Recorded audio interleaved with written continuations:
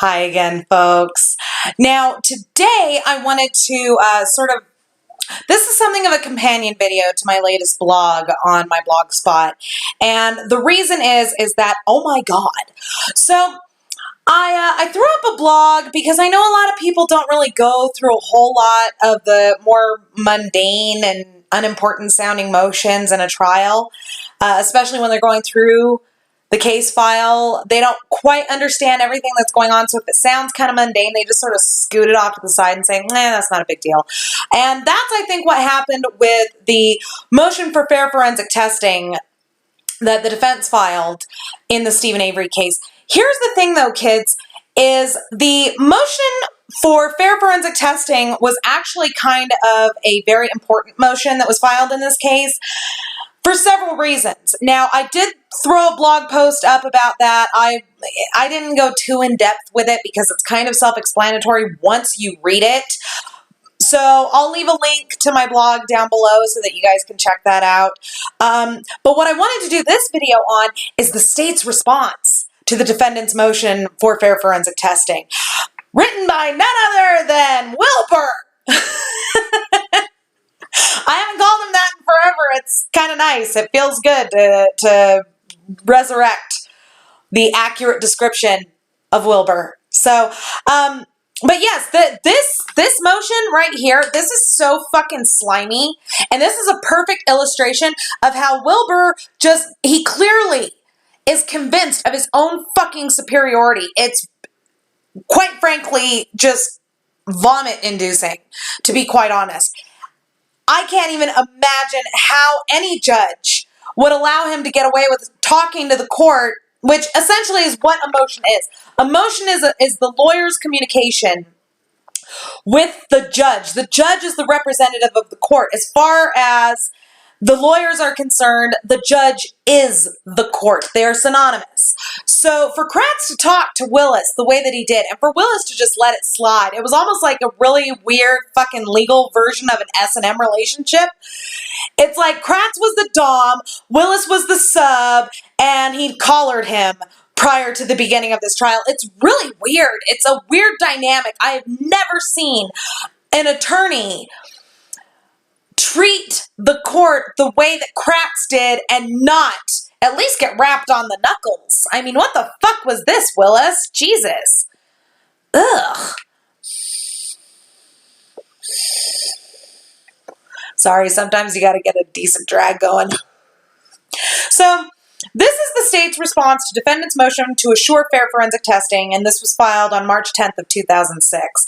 Now, in the defense's motion, they're basically asking for one of two things. Either one, A, they want either themselves or their representative to be present during all forensic testing of all evidence in this case. Or B, they're wanting the forensic test to be videotaped while they're being conducted. This, to me, sounds like a perfectly reasonable request. However, listen to Ken Kratz's rebuttal on this.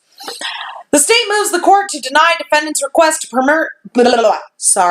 permit defense observation of all scientific or forensic testing and to require the state to make video recordings of such testing.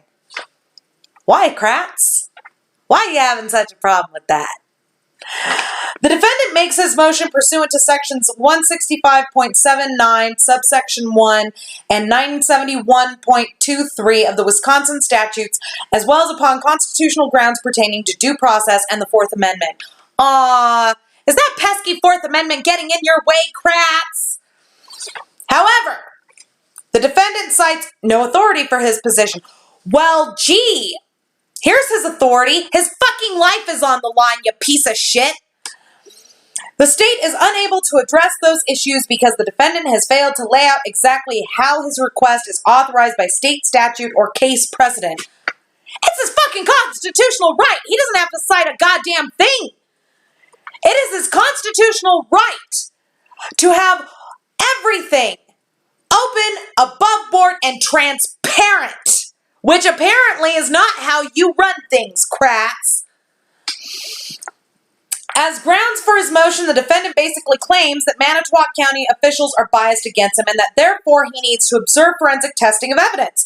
Well, what better way for you to dispel that myth, Kratz, than to open the doors and say, go ahead, take a look. Huh? Why are you having such an issue if there's really no corruption going on? This right here is suspect, Wilbur. The defendant's perception of bias on the part of Manitowoc County is irrelevant because Manitowoc County is not conducting any of the forensic testing of evidence. But Manitowoc County is the ones who found the evidence during Calumet County's taking over of the investigation. Are you fucking kidding me, Kratz? That's your fucking argument? Oh my God. You're a legend in your own mind. The forensic testing will take place at the Wisconsin State Crime Laboratory in Madison. Oh yeah, that's a real fucking confidence-inspiring statement. The defendant at paragraph 8, page 3 of his motion states that all have an interest in assuring that the handling of this case exceeds the normal standards and that its fairness is beyond reproach or question. I say fair enough. However, Kratz's response to this is, what are the normal standards that the defendant is referring to? Why does Mr. Avery's case deserve to exceed normal standards, whatever they are? Well, gee, Kratz, I can think of about 36 million fucking reasons.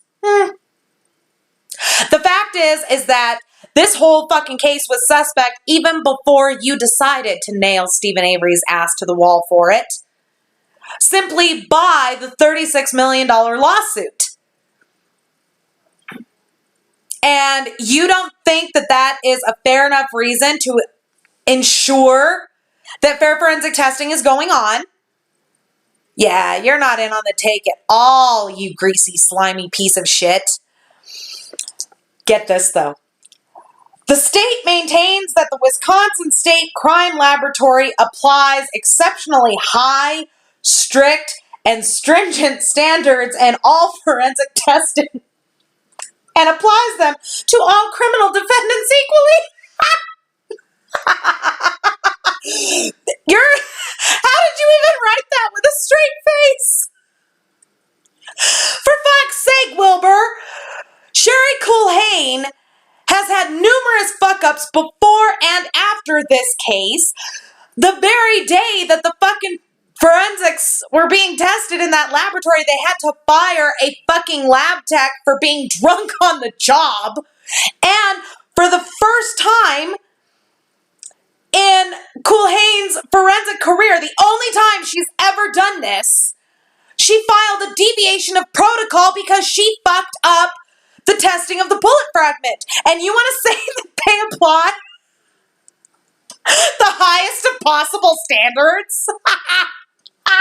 God damn, you are especially thick. Fucking hell, man. The state finds it astonishing that Mr. Avery wants to babysit and look over the shoulder of the same crime lab analyst who exonerated him a few years ago of a crime he did not commit and took 18 years to do so. It should have been done and could have been done a lot fucking faster. And may I add that this wording here has no place in an official court document, you fucking self-aggrandizing son of a bitch. You do not write in these things like it's your personal fucking journal. The state finds it astonishing that Mr. Avery wants to babysit and look over the shoulder. Who the fuck are you trying to impress? Kratz? What the fuck is wrong with you that you would... Oh my God. Someone take away his license. Take away his license!